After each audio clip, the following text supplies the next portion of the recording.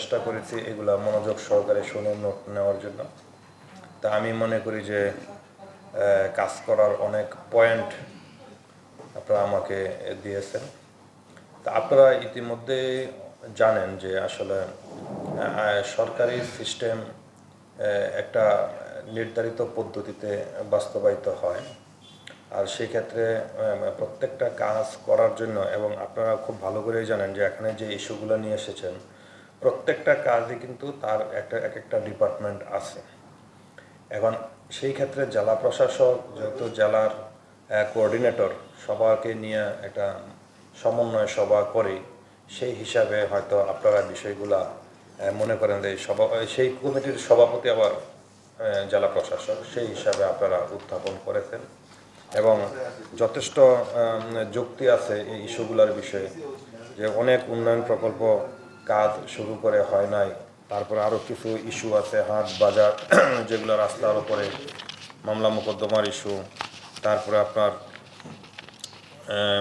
আমার কাছে ভালোই লেগেছে যে পুরা জেলার মোটামুটি কিছু যে প্রবলেমগুলো দীর্ঘদিন যাবৎ আপনারা এজ এ সমাজের দর্পণ হিসাবে আপনারা যেগুলো ফিল করতেছেন, এটা আমি খুব জাস্ট 1.5 ঘন্টায় মোটামুটি একটা ধারণা পেয়েছি।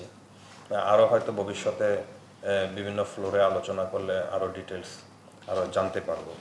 তবে আমি মনে করি যেহেতু আমি 12 তারিখে এখানে যোগদান করেছি, এটা আপনারা জানেন যে বিশেষ পরিস্থিতিতে জেলা প্রশাসনের ব্যাপক রদবদল হয়েছে এবং তারই অংশ হিসাবে আপনাদের জেলায় আমার পদায়ন হয়েছে। আমার আন্তরিক প্রচেষ্টা থাকবে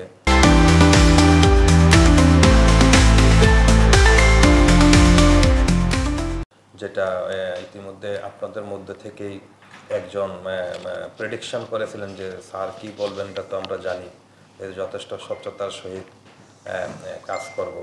আসলে এটাই তো আমাদের বলতে হবে যে আপনাদের যে ইস্যুগুলা এবং সরকারের যে বিভিন্ন দায়িত্ব আমাদেরকে দিবে, আমরা মানে স্বচ্ছ থেকে যাতে এগুলা পালন করতে পারি সেই প্রচেষ্টা কিন্তু আমাদের অব্যাহত থাকবে। আর এখানে সবগুলা বিষয় একেবারে মানে এই মুহূর্তে আসলে কমিটমেন্ট মানে দেওয়ার বিষয় না। আপনারা ইতিমধ্যেই জানেন এক একটা ইস্যু 3 বছর 4 বছর ধরে, এবং সেই ডিপার্টমেন্টগুলোর সাথে আমার ক্লোজ একটু কথা বলতে হবে যে কী কারণে কোথায় গ্যাপটা আছে। এটা যেহেতু একটা প্রজেক্ট, যেমন ধরেন আপনার ওভারপাসের কথা বললেন, ট্রেন স্টেশনের কথা বললেন, তারপরে আরও কিছু বিষয় আছে, ধরেন এই যে হাটগুলা 2টা হাট, তারপরে আপনার যে হাসপাতালের ইস্যুটা নিয়ে যদি আমি কথা বলে ফেলছি, কিন্তু এটা তারাও চেষ্টা করতেছে, একটা জনবল কাঠামো ইতিমধ্যে নাকি একাধিকবার পাঠিয়েছে। হ্যাঁ, এগুলো একটু মানে আপাত দৃষ্টিতে হয়তো আপনারা বলতে পারেন যে এটা তো হচ্ছে না, এটা আমিও ফিল করি যে অবকাঠামো হয়ে গেল অথচ জনবলটা হচ্ছে না। এটা তো আসলেই দুঃখজনক, তাই না? যে অনেক দিন যাবৎ, আর এই হাসপাতালটা হচ্ছে মানে একেবারে মানুষের দুর্বল জায়গাটা, অসুস্থ হইলে তো আমাদের আর কিছু থাকে না, তাই না? সেখানে যে সেবাটা নিতে হয়, এবং সেই জায়গায় যদি আপনার জনবল কাঠামো যদি পর্যাপ্ত না থাকে, সেবাটাই বা দিবে কীভাবে? আমি এতটুকু বলতে পারি যে আপনারা যে ইস্যুগুলো, যে পয়েন্টগুলো আজকে এখানে তুলে ধরেছেন, আমি যথেষ্ট গুরুত্ব সহকারে এগুলো আমি বিবেচনা করব যে এগুলা কীভাবে মিটিগেট করা যায়।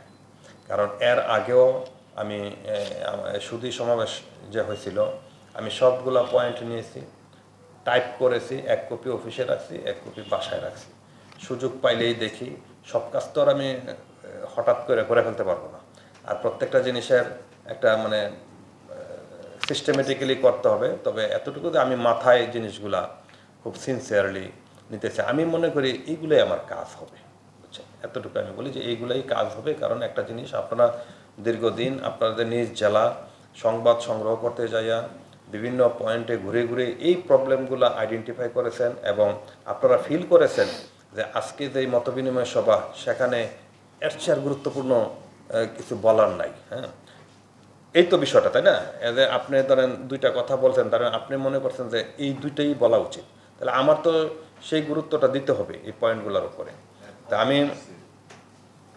আমি আপনাদেরকে বলতে চাই যে আমি আমার যতদিন এই এখানে থাকি আমি মানে আমার সাধ্যমতো চেষ্টা করব এবং আমি এটা মানে কর্তব্য হিসাবেই নেব যে এগুলা যাতে আমি এই প্রবলেমগুলো যাতে মিটিগেট করতে পারি। সংশ্লিষ্ট দপ্তরের সাথে আমি যোগাযোগ করব এবং সময়ে সময়ে আপনাদের সাথে বিভিন্ন মিটিংয়েও দেখা হবে।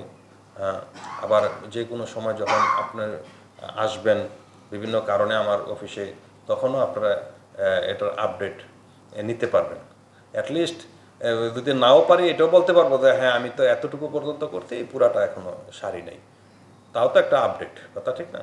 তো এই সহযোগিতাটা থাকবে। আর যে জিনিসটা বলছেন যে তথ্য প্রদানের ক্ষেত্রে, হ্যাঁ এগুলা আমাদের স্বচ্ছতা থাকবে এবং দেখেন একটু পরিবর্তন আমরা আসে কি না, কথা বুঝছেন? আমরা পরিবর্তনের মন মানসিকতা নিয়েই বসছি,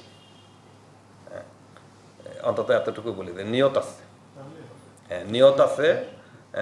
এখন বাকিটা সৃষ্টিকর্তা যদি সহায় হন, আমরা ইনশাল্লাহ পরিবর্তন আনবো।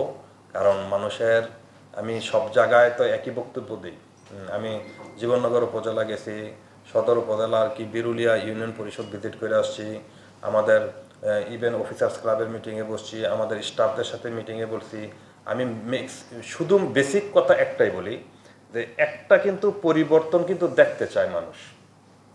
এটা কিন্তু এই মেসেজটা যদি আমি ধরতে ব্যর্থ হই তাহলে কিন্তু মানুষ নিরাশ হবে যে আমরা এত ত্যাগ করলাম, কই সে আগের মতোই তো সার্ভিস পাচ্ছি না, তো সেই তো মানে বিড়ম্বনার শিকার হচ্ছি। তাহলে কিন্তু আমি কিন্তু মানে মানে রেহাই দিব না। আমার সাধ্য মতো কিন্তু আমি চেষ্টা করব তার বিরুদ্ধে ব্যবস্থা নেওয়ার জন্য। এই মেসেজটুকু আমি সব জায়গায় দিতেছি এবং আমি এটাও বলছি যে আপনাদের কাজ মানে আমার কাজ। আলটিমেটলি আপনাদের কর্মটা কিন্তু আমার মাধ্যমে রিফ্লেক্ট হবে, যেটা সরাসরি আমার দপ্তরের সাথে রিলেটেড।